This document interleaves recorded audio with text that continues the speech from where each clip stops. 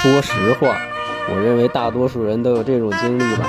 上学的时候总幻想着上班有多好，而上班之后又反过来觉得要是能上一辈子学该多好。起码我是这样的。大家好啊，我是知青，今天来点大家想看的东西。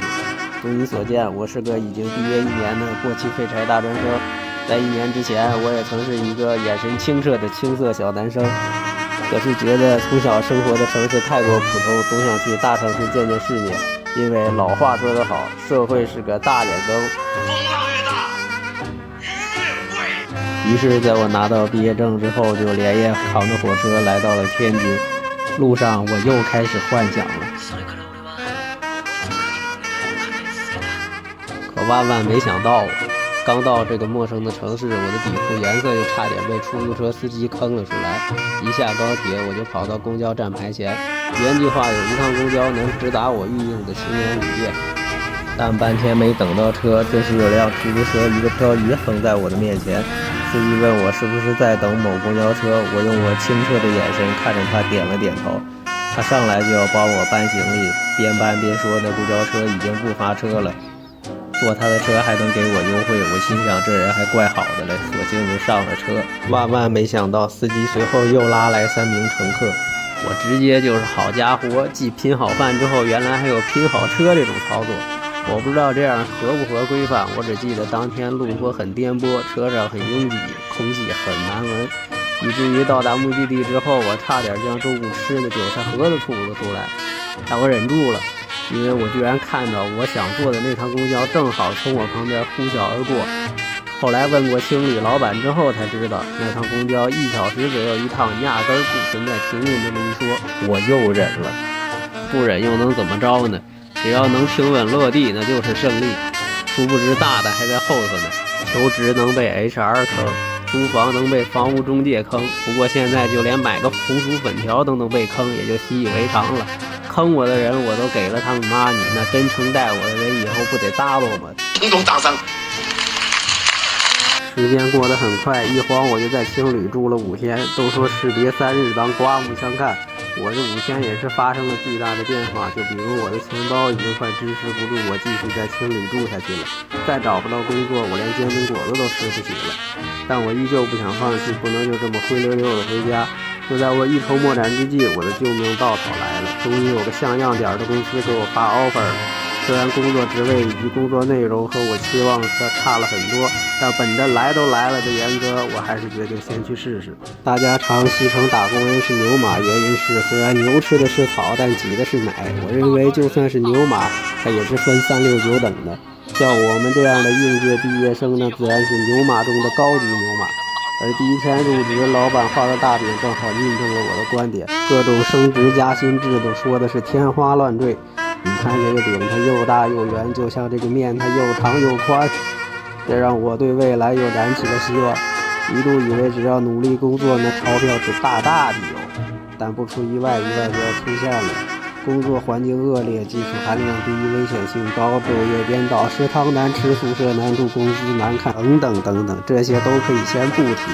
在我勤勤恳恳工作半年之后，我悟了。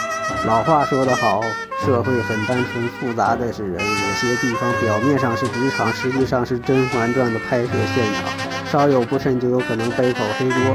所谓的进步不过是一张又大又圆的饼罢了，牛马也不分等级，上等马下等马都是马罢了。你要问老板，老板是田忌呀。一旦你开始厌倦了你的工作，那也代表你厌倦了你的生活。每天处于处理鸡毛蒜皮的琐事和人际关系的双线程，这和自己幻想中灯红酒绿的生活不能说一模一样，只能说毫不相关。我只能用大城市也不过如此来宽慰自己。那段时间我连法定节假日都没有回家的心思，于是趁着假期我准备出去散散心，没有去人挤人的景区，而是沿着公司附近的一条小河漫无目的的溜达。小河尽头有个人工湖，隔三差五就有些钓鱼佬在那里空军。要我说，天津这地方有说法的，不愧是国服佛罗里达。我刚到人工湖，就看见一个白花花的东西在水面上飘着，定睛一看，原来是个大爷，当场给我下立正了。在我脑子反应0.01秒之后，我立刻冲到湖边上把大爷给捞上来。却发现大爷已经跟没事人一样自个儿站了起来。在我的诧异中，大爷紧接又一溜烟跑上了观景台。观景台离湖面少说也有3米高。撞我急忙阻止大爷说：“您不会是想从这么高往下跳吧？”大爷不语，只是因为跳水动作毫无技术美感可言，快赶上菲律宾专业炸鱼队了。大爷跳下来之后还不屑地跟我说：“这也叫高，这比他当年跳的差远了。”随后我就跟大爷唠了起来。我问他为什么要选这么个偏僻的地方跳水，去那个狮子林桥不好吗？还有那么多观众为您欢呼喝彩。他跟我说，他跳的不是为了表演，也不是为了取悦别人，而是取悦自己。我哑口无言，感觉眼前这个大爷不是一般人，浑身上下散发着一股退休金花都花不完的强者气息。但在随后的交谈中，我才知道是我格局小了。没人规定有退休金的才能玩跳水，更没人规定你要过什么样的生活，一切都是自己的选择。大爷一次又一次地跳进湖里，掀起了巨大的水花。此刻我觉得大爷比我一个年轻人还要年轻。他过着他想要的生活，他勇敢地跳进了染缸，还掀起了风浪。在看完大爷跳水后，我好像明白了点什么。面对职场的压力和加量不加价的工作，虽然还是只能一怒之下怒那么一下，但我的心态已经变了。因为我不打算在这里待一辈子，我肯定也不会在这里待一辈子。我开始试着学一些我感兴趣的东西，包括我曾经一直鄙视的那些人情世故，边控制自己的输出，一边又不断的记账。终于在年底前的半个月，我免费了，因为我已经得到了我需要的，是时候离开了。离开天津之前，我特意去了天津最繁华的街道转了一圈，这里确确实实就是我脑海里大城市的模样。海河波光粼粼， CBD 大厦高耸入云，商业街的男女时尚华丽，一切都显得那么热闹。但这份热闹目前还不属于我。回家之后，我用我努力攒下来的钱，一部分自己攒了台主机，算是弥补了童年的一个小遗憾，同时也是玩上了心愿已久的黑马楼。算卦的袁先生说，有人生来就在罗马，有人生来就是牛马，普普通通的活着就是我们这样的牛马的天命。我信，但我不忍。罗马也不是一天建成的，牛马也未必走不到罗马。这便是我如此信心满满辞掉工作的自我催眠。然而打脸来得太快，就像龙卷风，在过完年之后，不出意外的，我又如愿以偿的成了加里敦大学的荣誉校友。可老躺着也不是办法，躺久了也累，我得找个地方坐会儿。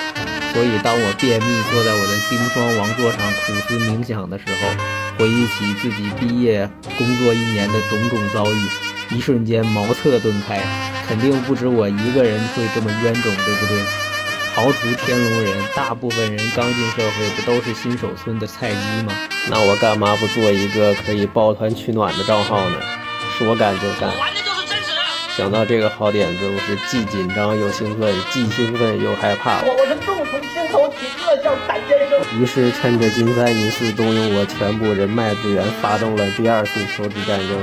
依稀记得在去年上班期间，工作群天天99加，可现在1个礼拜过去，手机边从没如此安静过，一条消息都没有。唯一一次还不是 HR 找我，而是我的外卖到了。我郁闷地吃着手里的国潮外卖，我现在回之前那个公司上班还来得及吗？难道我赌错了吗？难道事情到此为止了吗？